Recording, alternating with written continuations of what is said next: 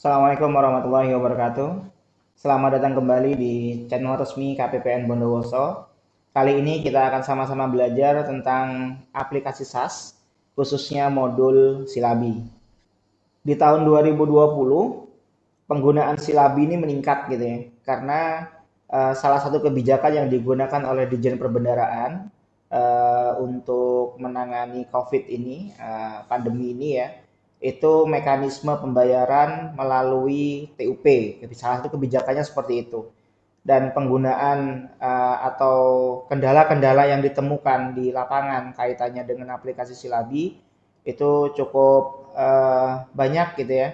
Sebenarnya kendala-kendala itu adalah kendala-kendala umum yang sebelumnya sudah ada dan mungkin ada beberapa hal yang perlu kita share di sini. Kita sama-sama belajar, kita sama-sama ketahui uh, penyebabnya dan juga cara menanganinya seperti apa. Dari pengalaman di lapangan dan juga sharing dari teman-teman satuan kerja, masih ada beberapa permasalahan umum yang terjadi di aplikasi Silabi, baik pada saat membuat kwitansi ataupun transaksi atau bahkan pada saat mengirim LPJ-nya. Video ini kami buat beberapa bagian ya, karena cukup banyak yang harus dibahas terkait dengan aplikasi Silabi ini. Ada beberapa tips dan triknya untuk menyelesaikan permasalahan atau kendala yang ada di aplikasi Silabi. Sebelum kita mulai untuk pembahasan aplikasi Silabi ini, kita akan sedikit refreshment tentang overview aplikasi SAS. Uh, Overview ini sangat berpengaruh atau penting untuk kita ketahui karena kendala-kendala atau permasalahan-permasalahan yang muncul terkaitannya dengan aplikasi SAS, khususnya modul Silabi, itu salah satu penyebabnya adalah pemilihan setting database. Ya, setting database. Seperti apa?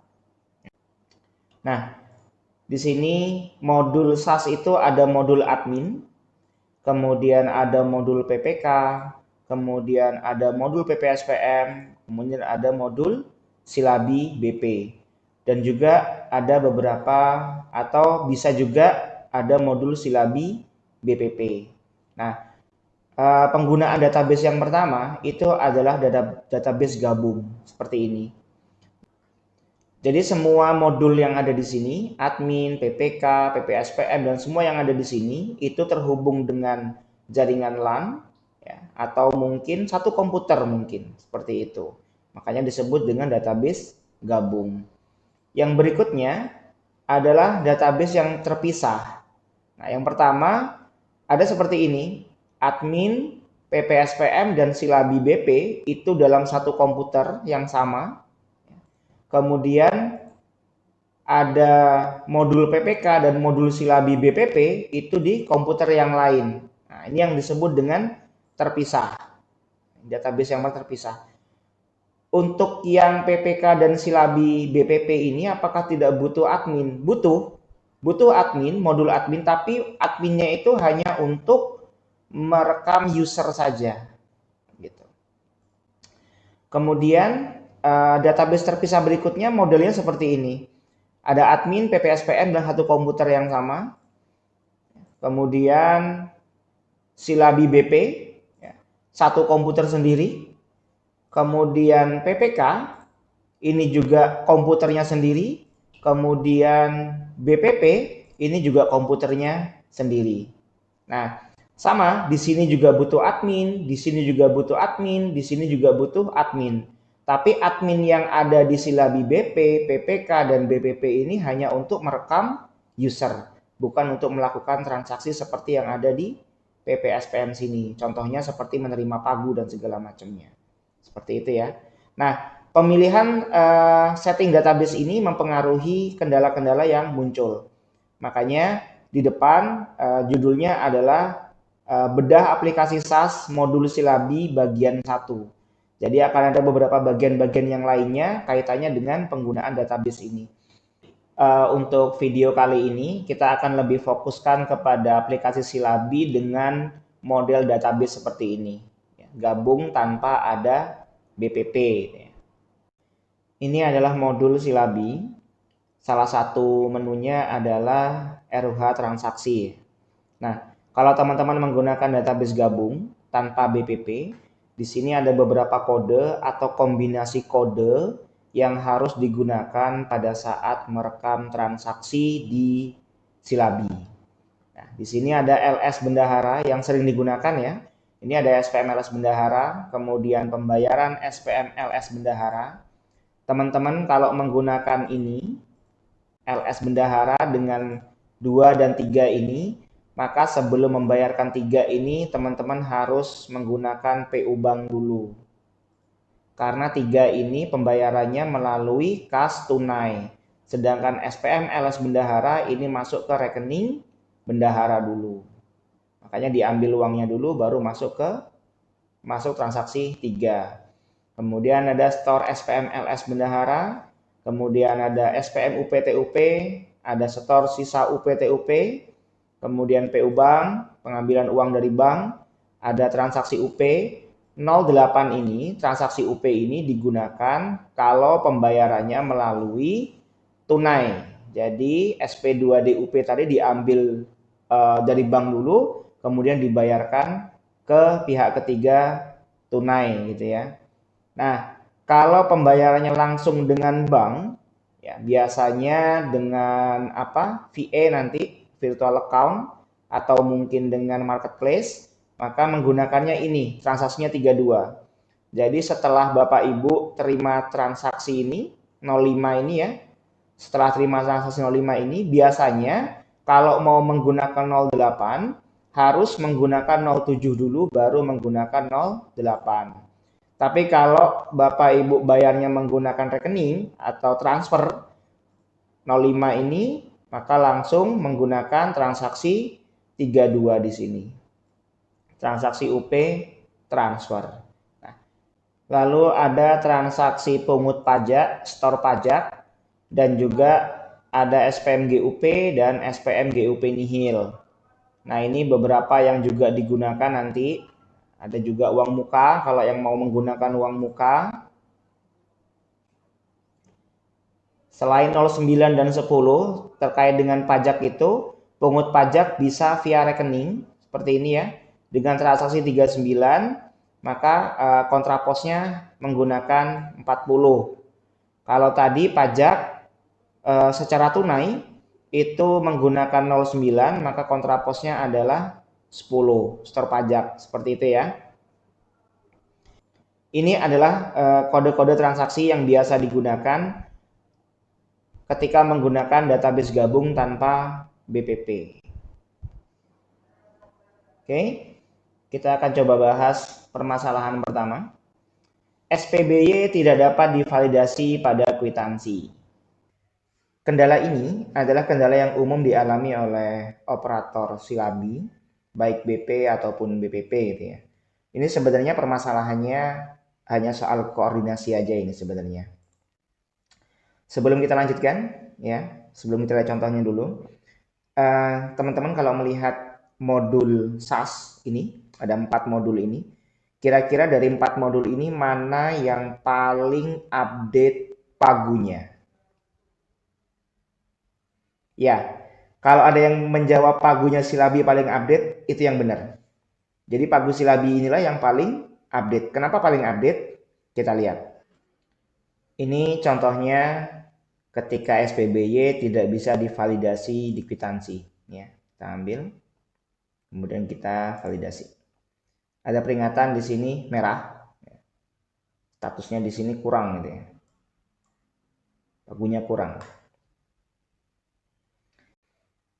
Oke, kita catat dulu, ini ya, kegiatan output sampai dengan akunnya.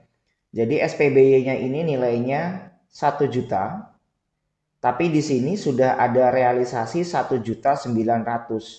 Pagunya 2.875. Jadi sisanya atau yang boleh dimintakan hanya 975. Coba kita cek di pagu admin. Oke, ini pagu admin 6416 BKC 001 051A 521211. Di sini pagunya 2.875 sama ya. Realisasinya 400.000. Sisanya 2.475. Seharusnya kalau SPBY senilai 1 juta masih bisa dong. Kenapa kok tidak bisa lanjut di kwitansi tadi? Sekarang kita lihat di pagu di silabinya.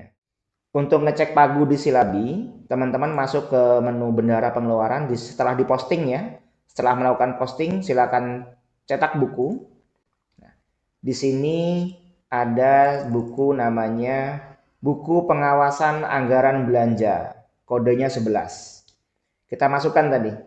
Programnya CS, kegiatannya 6416, outputnya BKC, akunnya 521211. Kita tayang. Ini dia. Ini yang menyebabkan pagunya tidak dapat dilanjutkan. Ya. Jadi ternyata sudah ada kwitansi senilai 1.500.000 sebelumnya, belum jadi SP2D, dan sudah ada SPMLS senilai 400.000. Jadi sisa dananya hanya tinggal 975. Jadi SPBY senilai 1 juta tadi memang tidak bisa lanjut. Nah, ini yang dibilang tadi, pagu silabi itu paling update. Kenapa? Ini ada angka 1.500.000, padahal belum jadi SPM, belum jadi SPP juga, tapi sudah tercatat di sini. Nah, inilah teman-teman PPK atau operator PPK harusnya melihat pagu yang ada di silabi sebelum membuat SPMLS atau membuat SPBY. Muncul pertanyaan seperti ini. Kenapa kok hal seperti ini tidak tertangkap saja di operator PPK atau di modul PPK? Jawabannya ini. Aplikasi itu disesuaikan dengan aturan gitu ya. Di pasal 51 PMK 190 tahun 2012 atau PMK 178 tahun 2018, di sini dibunyikan seperti ini. SPBY sebagaimana dimaksud ayat 1 dilampiri dengan bukti-bukti ini. Kemudian ayat 4-nya, berdasarkan SPBY sebagaimana dimaksud pada ayat 2, Bendahara Pengeluaran atau BPP melakukan pengujian atas SPBY yang meliputi pengujian sebagaimana dimaksud dalam pasal 24 ayat 4. Kita lihat, pasal 24 ayat 4 itu seperti apa? Pasal 24 ayat 4. Ini dia. Pembayaran dilaksanakan setelah dilakukan pengujian atas perintah pembayaran sebagaimana dimaksud pada huruf 2 pada ayat 2 huruf B yang meliputi ini, kemudian pemeriksaan kebenaran hak tagih meliputi ini. Salah satunya ini, menguji ketersediaan dana yang bersangkutan. Jadi menguji ketersediaan dana itu tugasnya bendahara atau BPP. Makanya kenapa di SPBY walaupun dananya kurang, dia masih lanjut. Karena itu tugasnya di bendahara. Oke. Berikutnya, permasalahan berikutnya adalah pajak masih muncul setelah dibukukan atau ditransaksikan. Ini juga kendala yang umum banget, banyak banget teman-teman yang sudah merasa melakukan atau membukukan transaksi pajak, tapi begitu pas dipanggil lagi kode 09 tadi itu kok masih muncul ya, padahal sudah saya bukukan gitu. Kita lihat ceritanya begini nih. Misalnya setelah kita buat SPBY, kemudian kita validasi ya. Kita validasi, lanjut, nah, kita diisikan pajak di sini. Nah, seperti ini kan. Misalnya seperti ini pajaknya. Kemudian kita simpan. Singkat ceritanya seperti itu. Kita simpan. Kemudian RUH pajak yang kita rekam di validasi, di kwitansi tadi, dia akan otomatis muncul di sini. Di RUH pajak seperti ini. Lalu kita transaksikan. Ya. Saya contohkan di sini transaksinya menggunakan kode 32. 32 itu pembayaran melalui rekening, bukan tunai. Jadi akan mengurangi kas bank, bukan kas tunai. Seperti ini ya. Transaksi UP transfer senilai 1.500.000. Kemudian ada pungut pajak via rekening 39 seperti ini ya. Ini PPN-nya, ini PPH-nya. Nah, ternyata kwitansi ini salah. Misalnya salah pembebanan. Maka teman-teman kan harus dihapus ininya nih. Dihapus. Kemudian dihapus. Lalu dihapus. Seperti ini. Udah hilang kan? Nah, kemudian masuk ke RUH kwitansi. Nah, ini tuh kadang dihapus juga. Anggaplah ini dihapus juga ini, dihapus. Nah, setelah direkam SPB yang benernya, kemudian dipanggil lagi seperti ini. Ya, dipanggil lagi, kemudian masukkan lagi PPh-nya, PPN-nya, pajaknya. Misalnya hanya kena PPN saja ini. Kemudian PPh-nya 1,5 seperti ini. Simpan. Oke. Ya. Nah, setelah disimpan kemudian kita transaksikan lagi 32 seperti ini.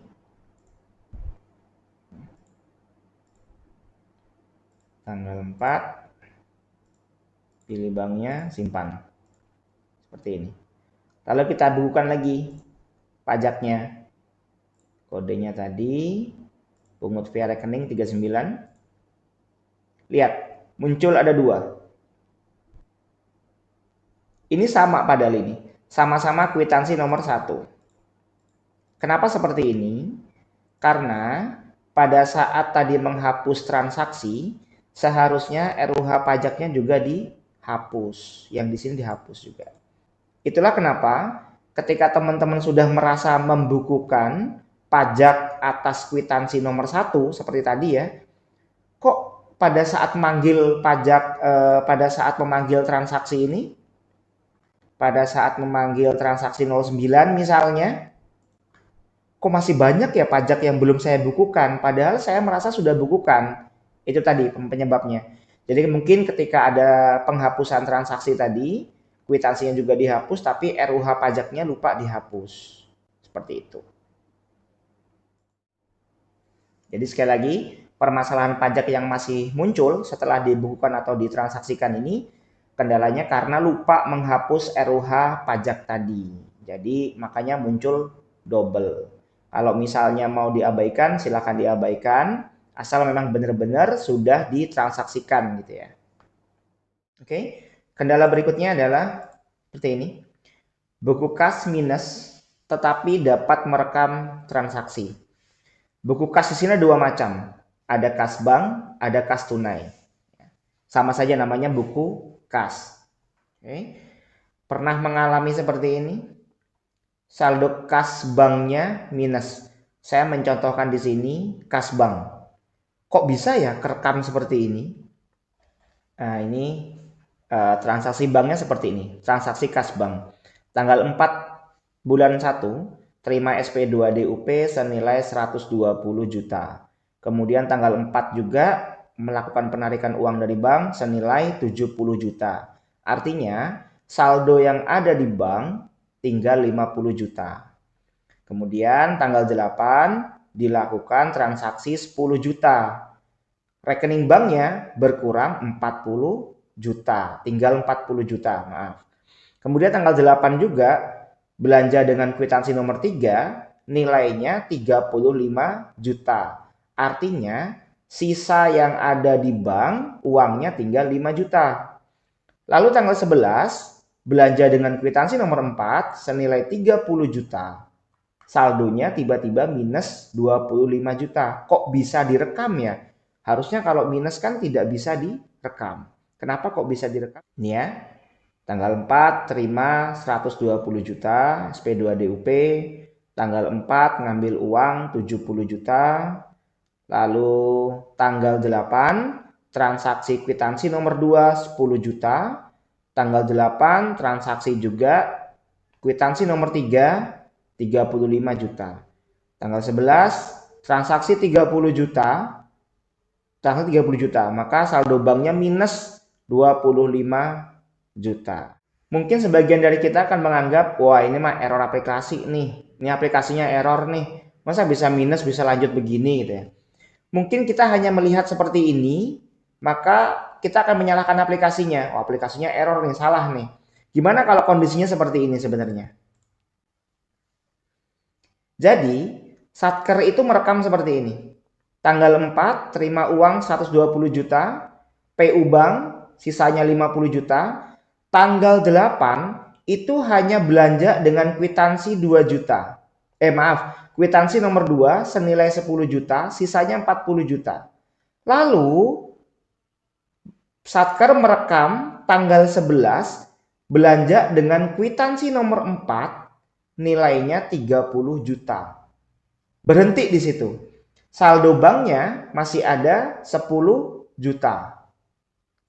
Tiba-tiba karena satkernya mungkin lupa atau nggak tertib segala macam, backdate dia merekam transaksinya di backdate. Dimundurin tanggal 8. Memanfaatkan ini loh. Nih, tanggal 8 uang di kas bank itu nilainya 40 juta. Jadi dimasukinlah kwitansi nomor 3 nilainya 35 juta.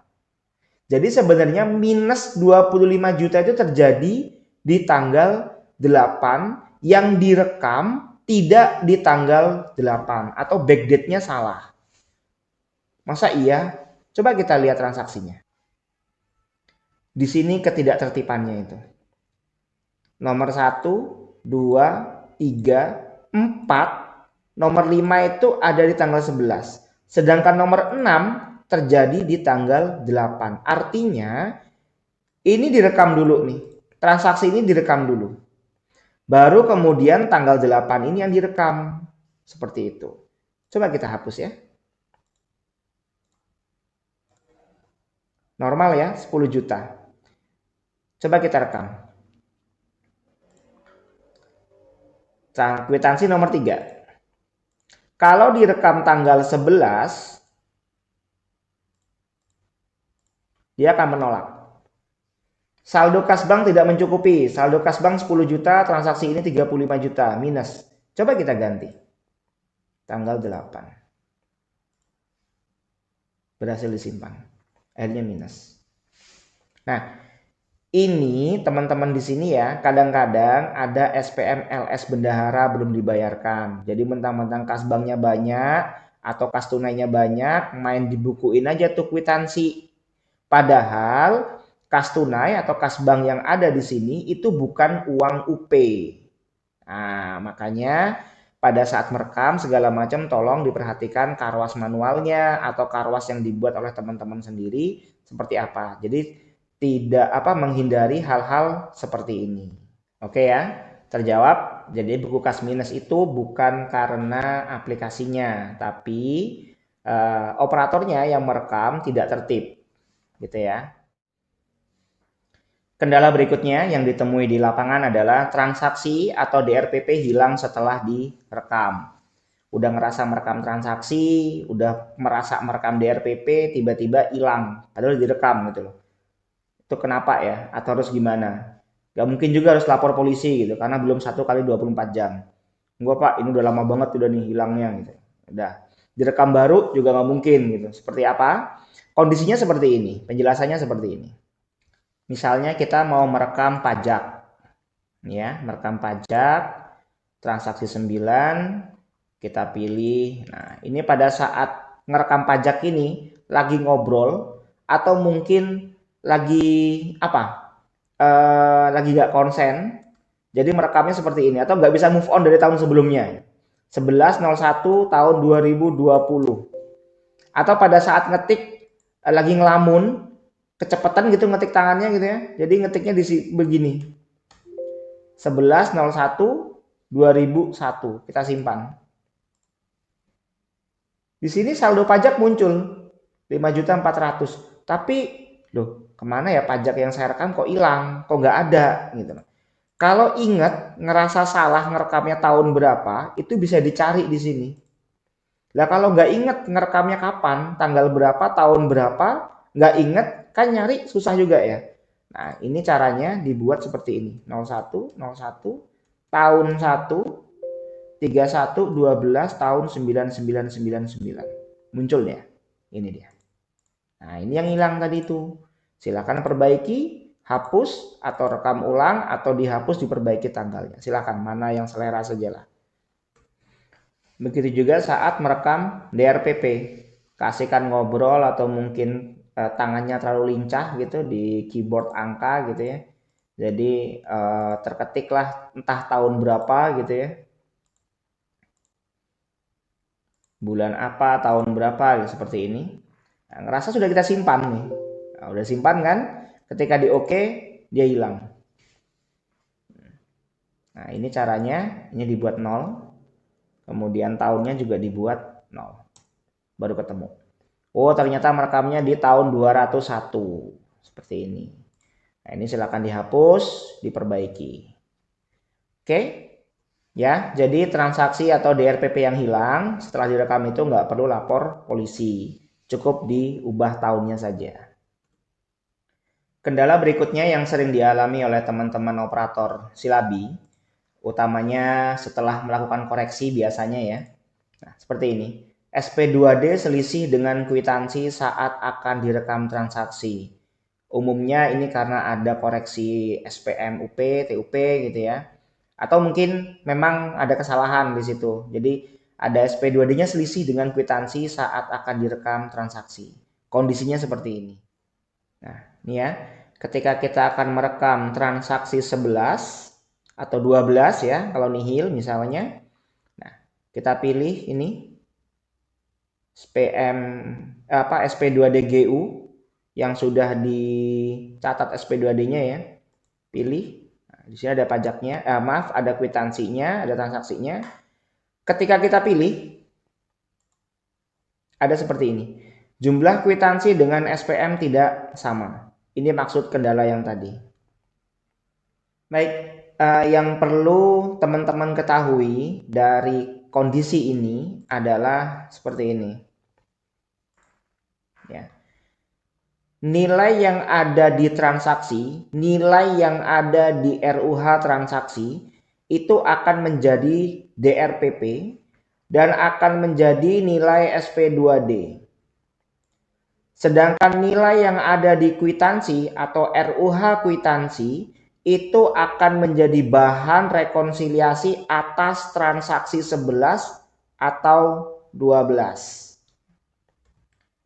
Jadi nilai-nilai yang ada di sini, khususnya kwitansi 0832 gitu ya, itu akan menjadi nilai DRPP.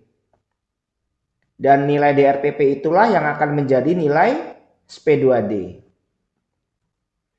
Sedangkan nilai-nilai yang ada di sini, yang ada di RUH kwitansi ini yang akan menjadi rekonsiliasi atas transaksi 11 atau 12 tadi. Kalau transaksinya sedikit begini, gampang ya. Bisa dilihat nih. Kita lihat aja satu. 1.500, 10 juta, 35 juta, 30 juta. 1.500, 10 juta, 35 juta 100. Kenapa berbeda? Ini 30 juta. Kenapa berbeda di sini?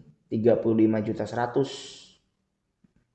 Kemungkinan pada saat mengetik, pada saat mengedit ya, atau membuat transaksi, mungkin terketik seperti ini, atau mungkin seperti apalah gitu ya. Artinya ada perbedaan antara RUH transaksi dengan kwitansi. Ini kwitansi nomor 3. Kita lihat kwitansi nomor 3, ini dia. Nilainya 35 juta. Sedangkan yang ditransaksikan nilainya 35 juta 100.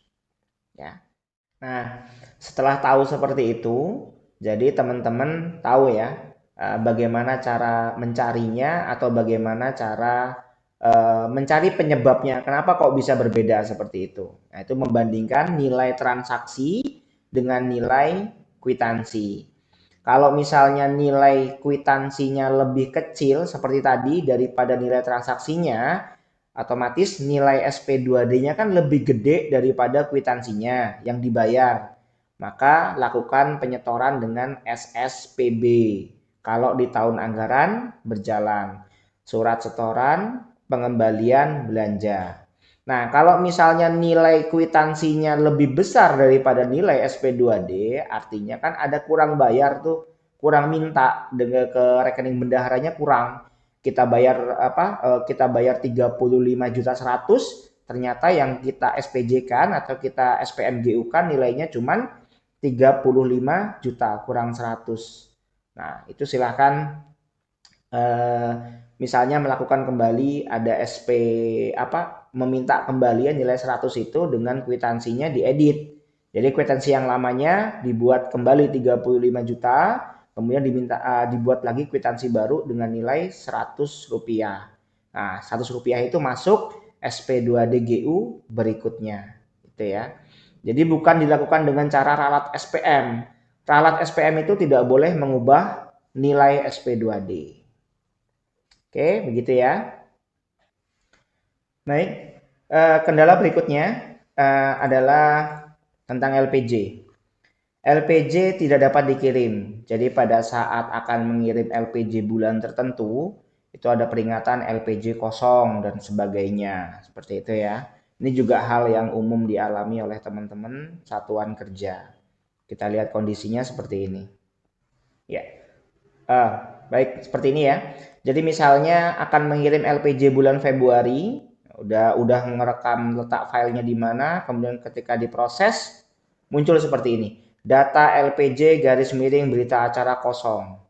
Padahal nih ya, berita acaranya sudah ada nih bulan Februari. Tuh periode 2 2021. Kita cetak misalnya. Nah, juga udah ada nih. Oh, udah ada semua nih, seperti ini. Kemudian kita lihat, kalau udah seperti ini, caranya adalah kita lihat LPJ-nya. LPJ-nya kita cetak.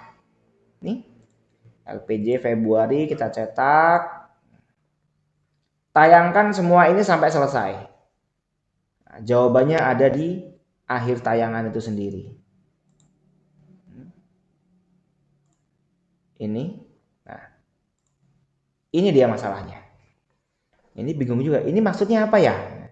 Ini maksudnya begini. Bulan di sini ini adalah bulan Februari. Bulan -1 itu adalah gambaran bulan yang lalu atau bulan Januari. Maksudnya begini. Di bulan ini saldo awal untuk buku kas tunai adalah 40.688.362. Padahal saldo akhir di kas tunai di bulan Januari adalah 48.436.362. Buku kas bank dengan data posting ini tidak ada yang berbeda, maksudnya tidak ada perbedaan. Buku pembantu pajak dan buku pembantu UP sama. Penjelasannya adalah saldo awal di bulan Februari, 9 juta sekian, sedangkan saldo akhir di bulan Januari ada 14 juta. Kok beda ya? Harusnya kan ini saldo akhir ini menjadi saldo awal di bulan Februari. Ini juga seperti itu. Nah, kita cek. Coba kita cek ya.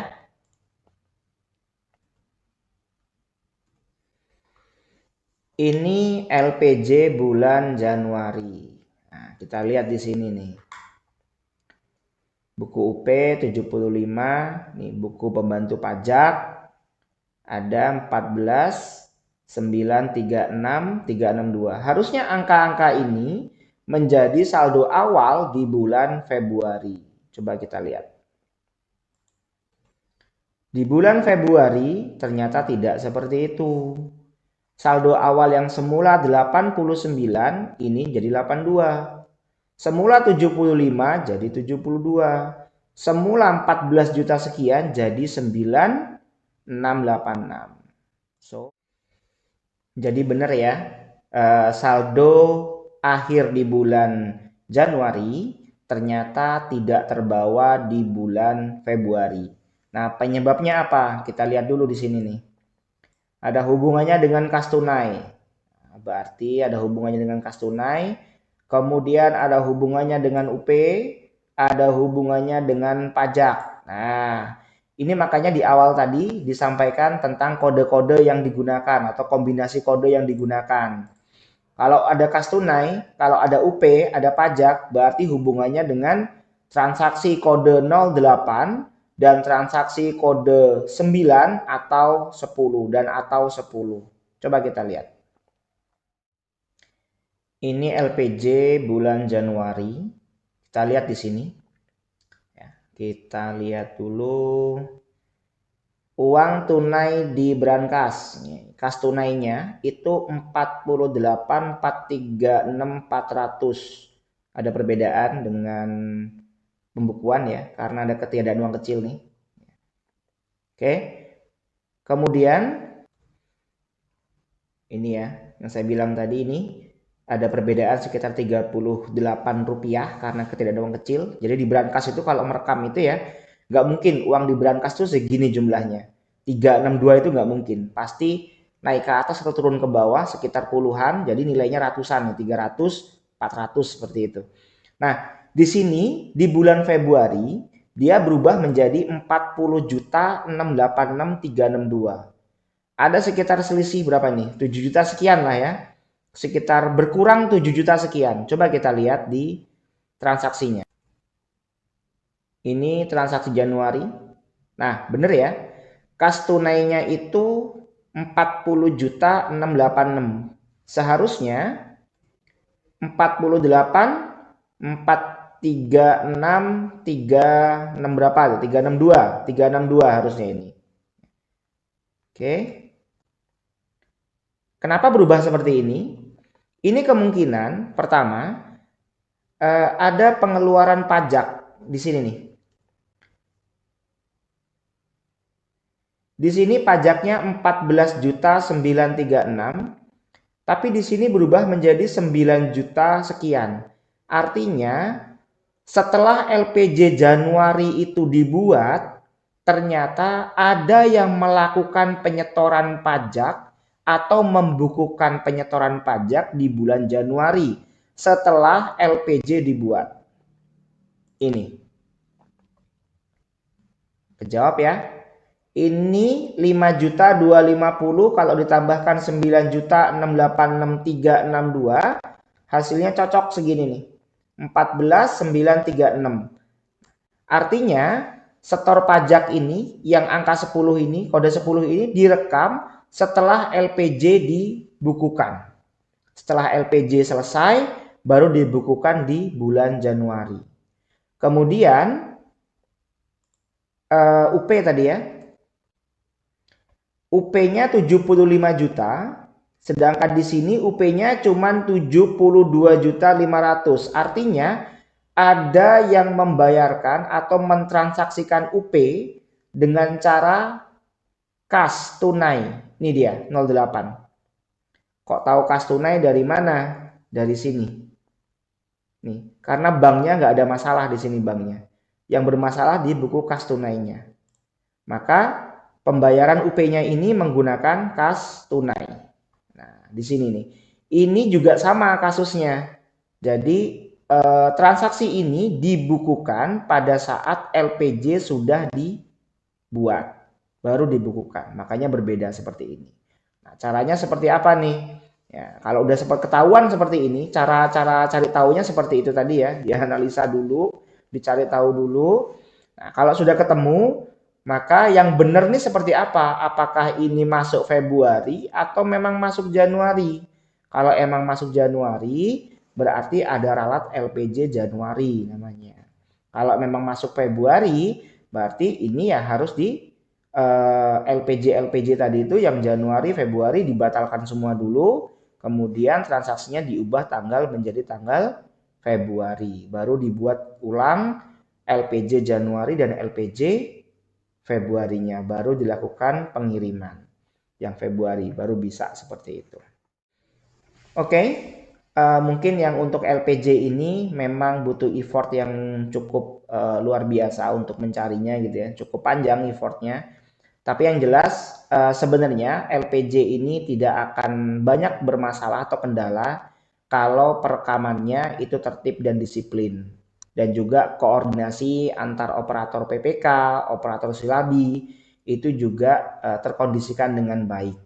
Jadi harapannya teman-teman juga atau mitra kerja KPPN Bondowoso bisa memahami bahwa inilah beberapa kendala-kendala yang ada di LPJ atau aplikasi silabi untuk database gabung.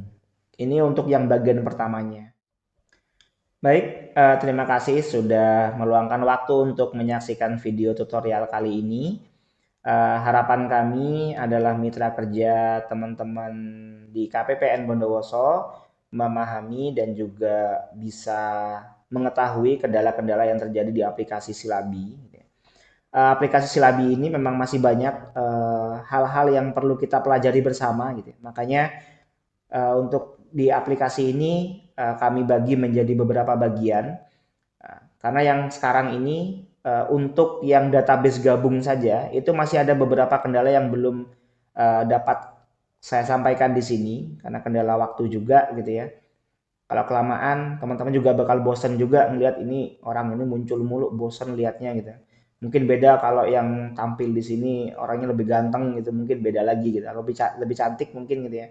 Nah, untuk berikutnya, video berikutnya insya Allah kita akan bahas lebih jauh lagi tentang aplikasi Silabi yang menggunakan BPP, baik menggunakan database gabung ataupun database terpisah. Kendala-kendalanya juga akan berbeda lagi gitu ya. Nah, semoga bermanfaat ya.